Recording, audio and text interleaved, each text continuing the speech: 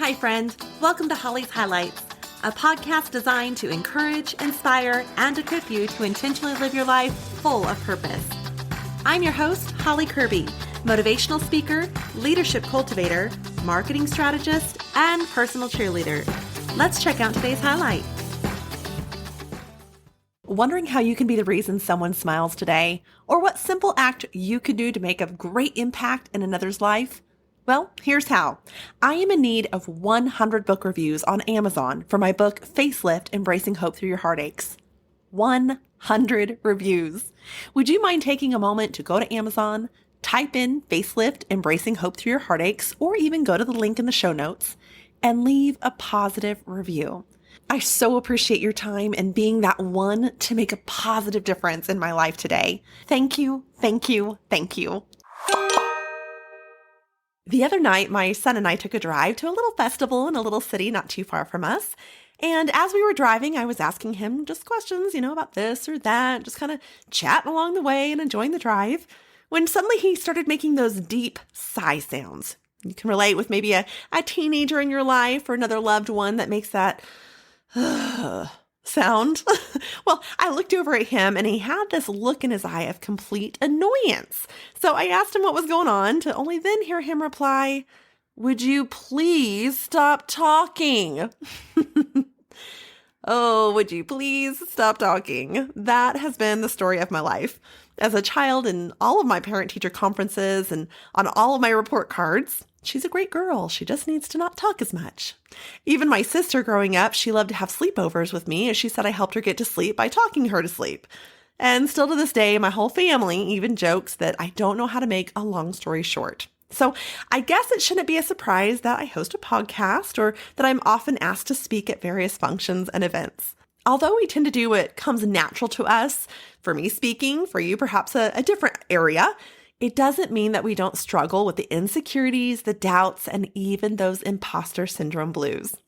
Not too long ago, I was asked to speak at a women's conference, and they had flown me out to speak and then drive to the conference center, and it was quite a lengthy drive. And along the way, they were sharing with me how excited that they were to have me there. But interestingly enough, they continued to share with me that I wasn't their first choice. That's okay. That didn't bother me. I prayed asking God direction as to what speaking opportunities I accept or not. And I had prayed this one through. I had felt God lead me to say yes to this one. So I knew I was where I was supposed to be. However, I was a little curious who their number one choice would have been. So I made the stupid decision to ask. Now, to my surprise, they responded, "Lysa TerKeurst." What? I am on no level of Lysa TerKeurst. I mean, she's one I love to listen to and I love to learn from. They continued to tell me that she was already booked and I just wasn't sure I heard the name right. So I asked, well, who have you had before that? Oh, my friends, it got worse. Beth Moore. Okay, y'all, this is where I should probably let you in on 3 ladies I really enjoy learning from: Priscilla Shirer, Lysa TerKeurst, and Beth Moore. They obviously had the wrong person. I am not in, nor even trying to be in those ladies' leagues. Those ladies are all amazing Bible scholars, and I am just one single mama who loves the Lord and simply trying to be open to the whole where he leads, I'll go thing. So talk about imposter syndrome 100%. Now, I got to the hotel and I reached out to my dad and my sister and was like, they have the wrong person. I'm following Beth Moore and they wanted Lysa TerKeurst, and I was a little freaked out. But their reply back to me was so simple, so sweet, and so God-focused. Of God knows who he chose. He'll use you. How many of you can relate? You feel that talent you've been given is suddenly not enough?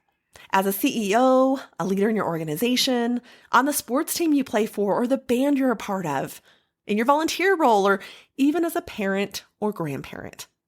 See, that's the thing, is imposter syndrome is not discriminatory. It can happen to people of all ages, genders, cultures, professions, demographics. As WebMD puts it, you feel you're not as talented or worthy as others believe, and you're scared that one day people will realize that. Now, according to Dr. Valerie Young, there are 5 types of imposter syndrome.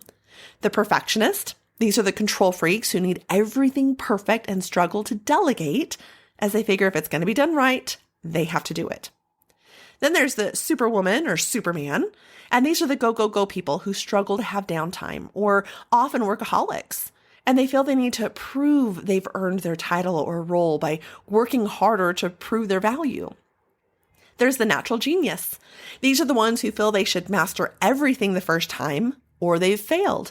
Instead of reminding themselves everyone has to learn somehow, they feel shame for not catching on right away, knowing the right answer, or achieving that A in class the first time. There's the soloist. These ones work all alone, and they don't feel they can ask anyone for help and fear it would show that they aren't capable of the task at hand. And of course, the expert. These are your know-it-alls because if they don't know something, they beat themselves up for it as if they feel like they should have known it. However, it's not necessarily getting it right the first time naturally, as the genius expects of themselves.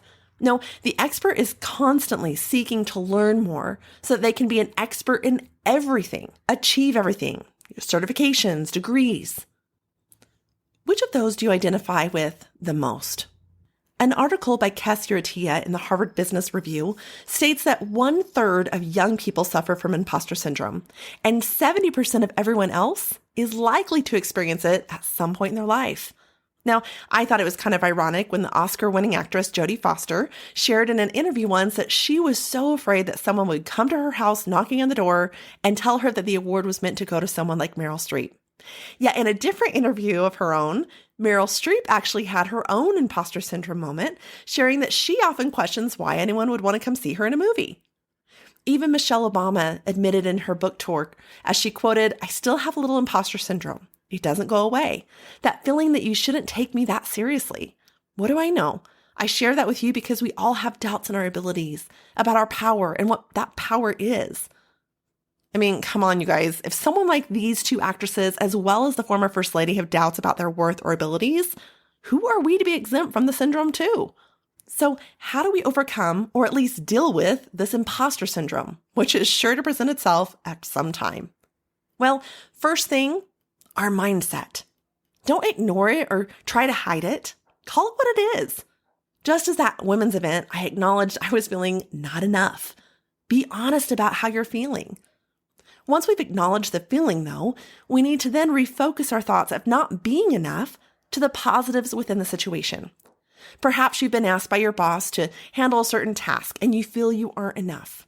Well, acknowledge the feeling, but then put on the positive of perhaps seeing that your boss trusts you enough to give you the said task to begin with. 2 Corinthians 10:5 tells us to take captive our every thought and make it obedient to Christ. As my dad has always told me, don't ask how to get out of this. Ask, what can you get out of this?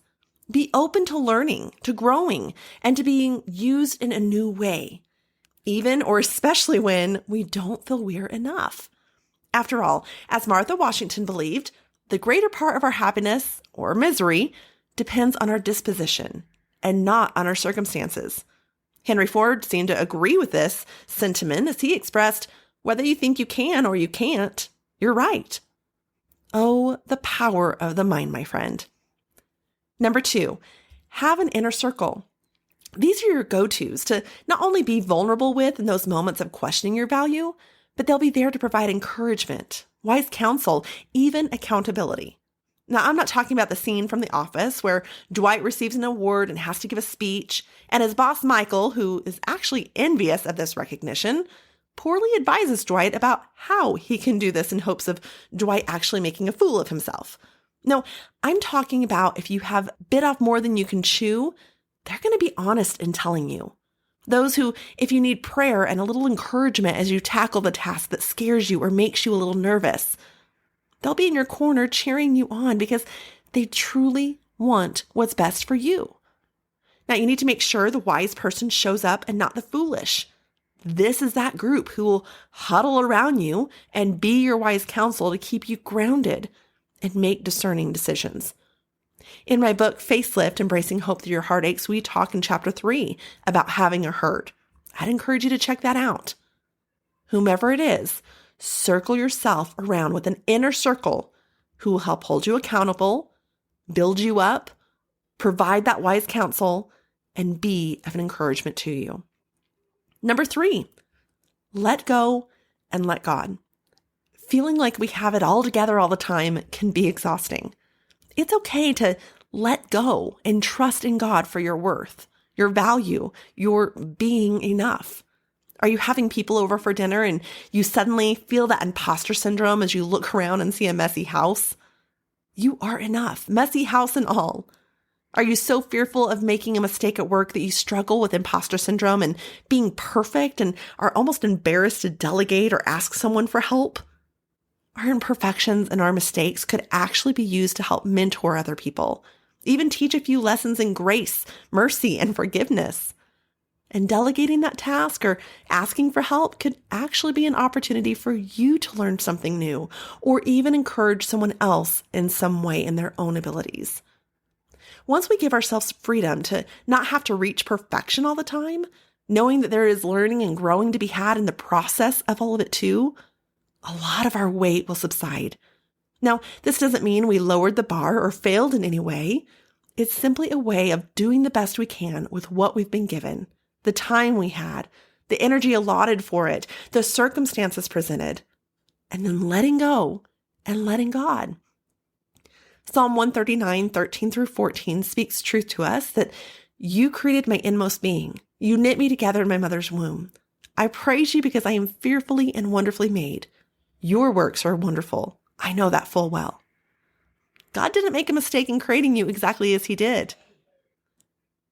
Then 2 Corinthians 5:17 reminds us, therefore, if anyone is in Christ, the new creation has come, the old is gone, the new is here. My friend, our failures, our past, they don't define us nor determine our future for both where and how God will use us. Philippians 4:13 assures us, I can do all things through Christ who gives me strength. You can do hard things, my friend. Where he calls you, he will equip you. Still not convinced? Pray. James 5:16 tells us it's powerful and effective. My sister and I have a saying, it is what it is. Yes, I'm sure you've heard that one before, but it's a way for us to remind each other to accept things as they are sometimes. To take all of those hidden expectations, the fears of failures, inadequacies, not being enough, and self-doubt, to not worry so much about what others are thinking or saying about us, because truth be told, my friends, they aren't thinking as much about us as we think that they are. So to take it all as it is, to trust that if God brought us to it, he'll bring us through it, to do our best, but then to let go and let God. And number 4, celebrate the wins. So often we can downplay our achievements to ensure we stay humble or to avoid the attention being on us or simply because we've moved on to the next task. As you can tell, I love movies. So another example I'll use is that of Emma Watson. She seems to relate with her example of when she receives recognition for her acting. She shared in an interview once, I feel incredibly uncomfortable. I tend to turn in on myself. I feel like an imposter. Any moment, someone's going to find out that I'm a total fraud and that I don't deserve any of what I've achieved. An article on topmentalgame.com on self-talk by the numbers shares the alarming facts of the average person having 80,000 thoughts per day, and up to 80% of those being negative. Oh, but they get worse. Up to 95% of them being repetitive. 80,000 thoughts per day, 80% of those being negative, and up to 95% of them being repetitive. With a tendency to gravitate to our negatives, we need all the positives stored in us and around us as possible. So next time you finish that project at work, take a moment to celebrate that you accomplished it on time. Maybe print out that email from your boss telling you how impressed he or she was. Did you just have a really good one-on-one with one of your team members? Take a moment to reflect on your contribution to the success of that meeting. If someone tells you what a great job you did on this or that, or that they are grateful to have you on the team, don't dismiss it. Thank them for the compliment and let that run over you for a moment just to soak in that win, to motivate you going forward, inspire you the next time you come upon that imposter syndrome feeling, or even encourage you that you are enough. I have a basket full of cards I've received throughout the years, and I keep them to just ever so often pull out one and read it. It just encourages me in one way. The other day, I received an email from a reader of a paper I write for where they were expressing their appreciation and application of an article of mine.